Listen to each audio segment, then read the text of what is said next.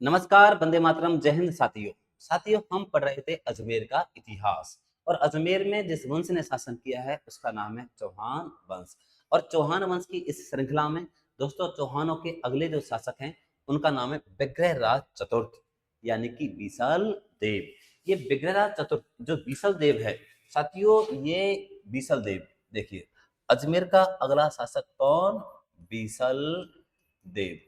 बीसल देव शासक बनता है दोस्तों 1158 के आसपास। कब शासक बने? 1158 के आसपास। विग्रहराज चतुर्थ यानी बीसल देव। एग्जाम में विग्रहराज चतुर्थ की दोस्तों उपाधियां पूछी जाती हैं। इनकी दो उपाधियां हैं। एक तो इनकी उपाधियां है दोस्तों कवि बांधव। एक तो इन्हें क्या कहते हैं? कवि बांधव। कवि बांधव का मतलब ऐसे मत समझो कि कवियों को बांध कर रखता था, नहीं, कवियों का आश्रयदाता था। कवि बांधव का मतलब है कवियों का आश्रयदाता था। और दूसरी उपाधि है कंठावरण। कौन सी उपाधि है? कंठावरण। कंठ प्लस आवरण यानी अच्छा गाता था। तो एग्जाम में दो उपाधि वगैरह चतुर्थ की आती है, एक तो कवि बांधव और दूसरी कंठाभरण। प्यारे साथियों, विग्रहराज चतुर्थ यानी बीसल देव के समकालीन बात है दिल्ली की। कहाँ की बात? दिल्ली की। और दिल्ली में उन दोनों दोस्तों तोमर वंश का शासन था। दिल्ली में उन दोनों तोमर वंश का शासन था और विग्रहराज चतुर्थ ने दिल्ली के तोमर वंश पर आक्रमण किया। दिल्ली के तोमर वंश पे क्या किया? आक्रमण किया। और दिल्ली के तोमर वंश पे आक्रमण करके दिल्ली के तोमर वंश को परास्त किया। दिल्ली के तोमर वंश पे आक्रमण किया और आक्रमण करके दिल्ली के तोमर वंश को क्या किया? परास्त किया। और अपने साम्राज्य की राजधानी दिल्ली को बनाया। किसे बनाया? दिल्ली को बनाया। जब दोस्तों इनके साम्राज्य की राजधानी जब दिल्ली बन जाएगी तो इनका जो काल है, इनका जो समय अच्छा रहेगा या बुरा रहेगा? अच्छा। जिस आदमी का दिल्ली पे अधिकार हो गया, दिल्ली पे जिसका शासन है, तो उसके तो दिन कैसे आ गए? अच्छे दिन आ गए, उसके स्वर्ण युग आ गया। तो इसका काल, विग्रह चतुर्थ का काल चौहान साम्राज्य का यानी कि चौहानों का, विग्रह चतुर्थ का काल चौहानों का स्वर्ण युग कहलाता है।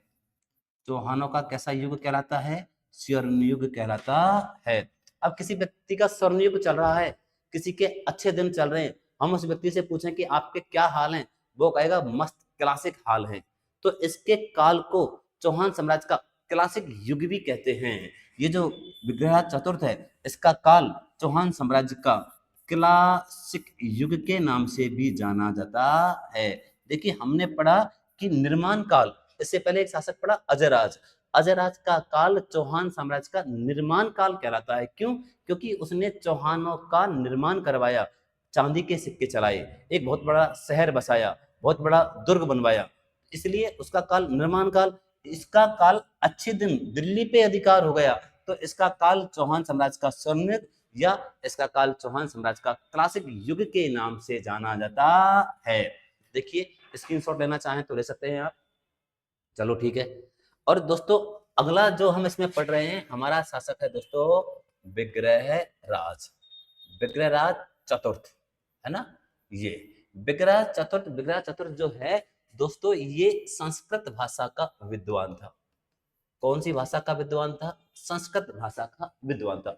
और संस्कृत भाषा में इन्होंने दोस्तों एक नाटक लिखा, हरिकेली नाटक की रचना की। कौन से नाटक की रचना की? हरिकेली नाटक की रचना की। देखो, ये जो हरिकेली जो नाटक है ना, इसमें शिव व भस्मासुर की कहानी के बारे में वर्णन है। एक बार सेकंड ग्रेड में ये पूछा गया है। अच्छा, हरिकेली नाटक की रचना की संस्कृत भाषा में। ये जो हरिकेली नाटक है इसकी कुछ पंक्तियां या कुछ भाग 2.5 दिन के झोपड़े की दीवार पर लिखा हुआ है। कहाँ लिखा हुआ है? 2.5 दिन के झोपड़े की दीवार पर। हरिकेली नाटक की कुछ पंक्तियां 2.5 दिन के झोंपड़े की दीवार पर लिखा हुआ है। और कुछ पंक्तियां लिखी हुई हैं राजा राम मोहन राय के स्मारक पर। कहाँ? राजा राम मोहन राय। कुछ पंक्ति लिखी हुई हैं राजा राम मोहन राय के स्मारक पर। प्यारे साथियों, राजा राम मोहन राय का स्मारक कहाँ पे पड़ता है? तो ये है दोस्तों ब्रिस्टल। और ब्रिस्टल कहाँ पे पड़ेगा? तो ब्रिस्टल पड़ेगा दोस्तों इंग्लैंड में। कहाँ पे पड़ेगा ब्रिस्टल? ब्रिस्टल इंग्लैंड में पड़ता है। देखिए हम पढ़ रहे हैं विग्रह चतुर्थ।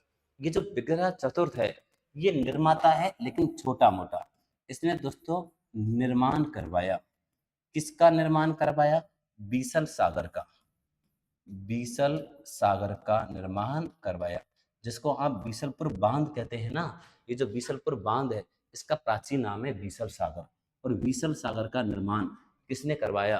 तो विग्रह चतुर्थ ने करवाया। इसने और क्या करवाया? इसने दोस्तों अजमेर में, कहाँ की बात है? अजमेर। विग्रह चतुर्थ ने अजमेर में सरस्वती संस्कृत पाठशाला का निर्माण करवाया। क्या? संस्कृत पाठशाला। संस्कृत पाठशाला का निर्माण करवाया।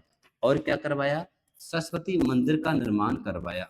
सरस्वती मंदिर, संस्कृत पाठशाला और सरस्वती मंदिर का निर्माण करवाया। देखिए विग्रह चतुर्थ ने अजमेर में संस्कृत पाठशाला व सरस्वती मंदिर का निर्माण करवाया। इस संस्कृत पाठशाला को और सरस्वती मंदिर को कालांतर में दोस्तों कुतुबुद्दीन ऐबक ने तोड़ा। इन दोनों को कालांतर में किसने तोड़ा? कुतुबुद्दीन ऐबक ने तोड़ा। और कुतुबुद्दीन ऐबक ने कितने दिन में तोड़ा? 2 दिन में तोड़ा। 2.5 दिन में तोड़ा। और 2.5 दिन में तोड़ करके इसके स्थान पर किसका निर्माण करवाया? 2.5 दिन के झोंपड़े का निर्माण करवाया। 2.5 दिन के झोंपड़े का निर्माण करवाया। कुतुबुद्दीन ऐबक ने इनको तोड़ा और तोड़ करके इनके स्थान पर 2.5 दिन के झोंपड़े का निर्माण करवाया। प्यारे साथियों 2.5 दिन में सिर्फ 16 खंबे बनके तैयार हुए। क्या बनके तैयार हुए? 16 खंबे बनके तैयार हुए। इसलिए इसको 16 खंभों का महल भी कहते हैं। इसलिए क्या कहते हैं? 16 खंभों का महल। 2.5 दिन के झोंपड़े को कहते हैं। ये जो 2.5 दिन का जो झोंपड़ा है, ये जो 2.5 दिन का जो झोंपड़ा है दोस्तों, इसको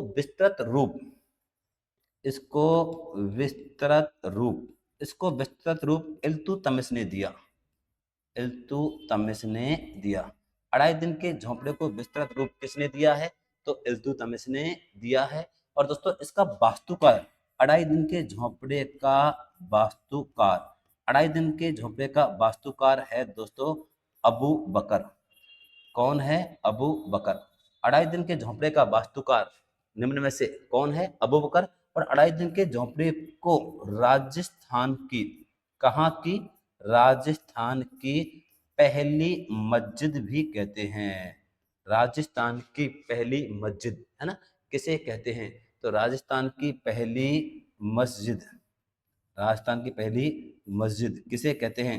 2.5 दिन के झोंपड़े को कहते हैं। इस 2.5 दिन के झोंपड़े पर पंजाब के साहे संत का उर्स लगता है। उर्स का मतलब होता है मेला। इस 2.5 दिन के झोंपड़े पर पंजाब के साहे संत का उर्स लगता है। बोले तो क्या लगता है दोस्तों? पंजाब के साहे संत का मेला लगता है। देखिए विग्रह चतुर्थ हम पढ़ रहे हैं और विग्रह चतुर्थ ने दोस्तों अजमेर में क्या करवाया? अजमेर में संस्कृत पाठशाला की स्थापना करवाई। ये संस्कृत भाषा का बड़ा विद्वान था और संस्कृत भाषा में इसने एक नाटक लिखा जिसका नाम है हरि केली। हरि केली नाटक की कुछ पंक्तियां 2.5 दिन के झोंपड़े की दीवार पर लिखी हुई हैं और कुछ पंक्ति राजा राम मोहन राय के स्मारक पर लिखी हुई हैं। राजा राम मोहन राय का स्मारक ब्रिस्टल इंग्लैंड में पड़ता है। इसने निर्माण करवाया, बीसल सागर का निर्माण करवाया। और ये बीसल सागर दोस्तों कहाँ पे निर्माण कराया? बीसल सागर ये टोंक में करवाया। कहाँ पे करवाया? टोंक में। और अजमेर में संस्कृत पाठशाला व सरस्वती मंदिर का निर्माण करवाया, जिसको कालांतर में तोड़ा कुतुबुद्दीन ऐबक ने तोड़ा। 2.5 दिन में तोड़ा और 2.5 दिन में इसके स्थान पर सरस्वती मंदिर व संस्कृत पाठशाला के स्थान पर 2.5 दिन के झोंपड़े का निर्माण करवाया। ये जो 2.5 दिन का झोंपड़ा है इसे 16 खंभों का महल भी कहते हैं और इसको विस्तृत रूप इल्तुतमिश ने दिया है। इस 2.5 दिन के झोंपड़े का वास्तुकार अबू बकर है और इसे राजस्थान की पहली मस्जिद भी कहते हैं। प्यारे साथियों हम पढ़ रहे हैं विग्रह राज चतुर्थ। कौन पढ़ रहे हैं? विग्रह राज चतुर्थ।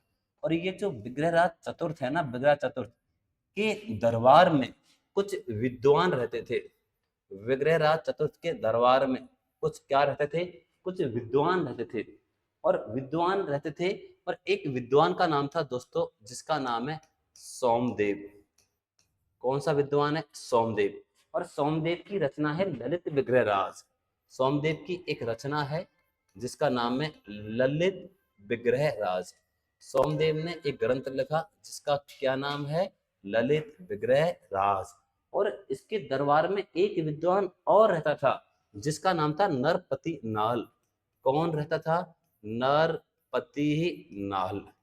विग्रह चतुर्थ के दरबार में एक विद्वान और रहता था। कौन? नरपति नाल।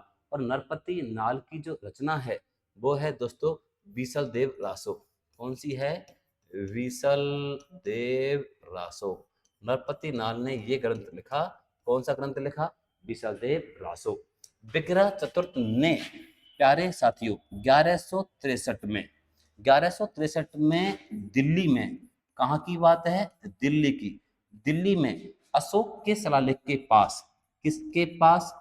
अशोक के शिलालेख के पास, अशोक के शिलालेख के पास एक शिलालेख लगवाया।